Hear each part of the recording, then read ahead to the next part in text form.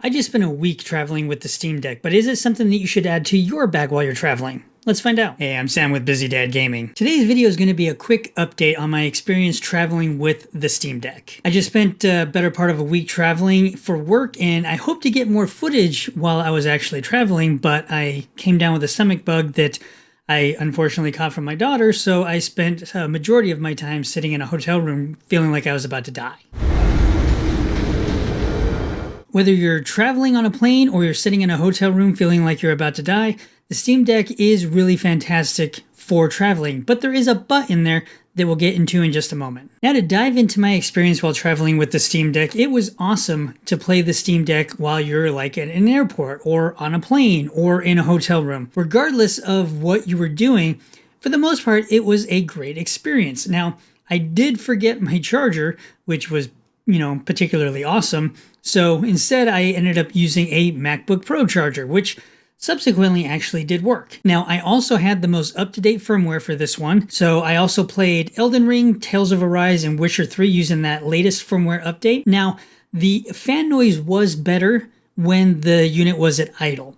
Now, for the most part, you couldn't really hear it depending on how loud of an environment you were actually in. But in an airport, for example, you probably won't hear it at idle. But when you're playing a game full tilt and that thing's going full throttle, then yeah, I don't care what kind of firmware you have up to this point.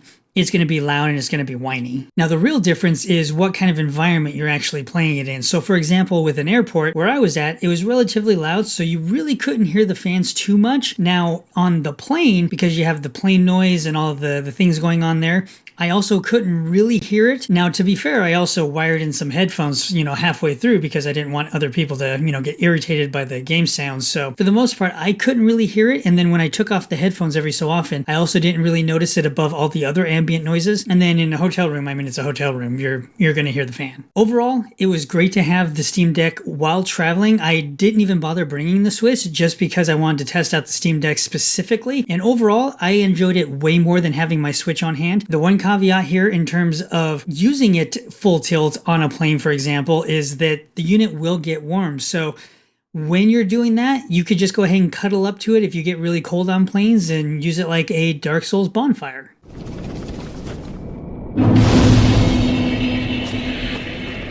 And that brings me to the but, which I'm pretty sure you could guess was battery life. Now, I was on a flight for about 3-ish hours, and the Steam Deck didn't make it to the end of the flight. It only made about 2-ish hours in, and because I forgot my charger, a lot of planes now have wall sockets in there where you can go ahead and just plug into AC power, and then you can play it to your heart's content. So for me, because I didn't think of the MacBook charger thing yet, it died on me about 2 hours in playing Elden Ring. So again, it really depends on what kind of game you're playing and what settings you're going to play it. But overall, for the most part, loved having it on the plane.